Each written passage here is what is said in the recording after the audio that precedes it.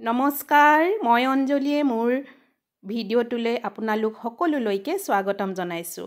আজি মই মোৰ বাগিচাত ফুলি থকা কেইপামান ফুল দেখাইছোঁ আৰু এই ফুল কেইপা হয়তো বহুতে চিনি পাইছে, বহুতে চিনি নাই পোৱা।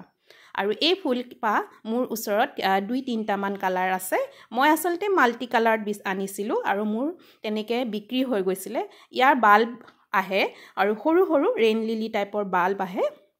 হেনেকুৱা বাল্ব মই বিক্ৰী কৰিলোঁ আৰু মোৰ ওচৰত এইকেইটা কালাৰহে ওলাইছে।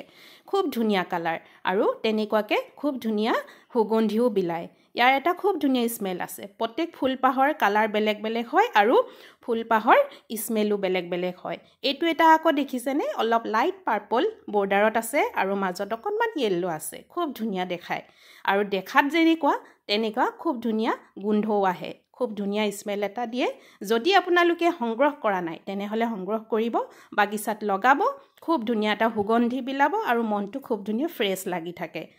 নামটোৱে যেতিয়া ফ্ৰেছিয়া হয়, গোন্ধও তেনেকুৱা ফ্ৰেছ, মানে খুব ধুনীয়া এটা সুগন্ধি বিলায়। আকৌ লগ পাম নতুন এটা ভিডিঅ'লৈ। আজিলৈ আহিছোঁ।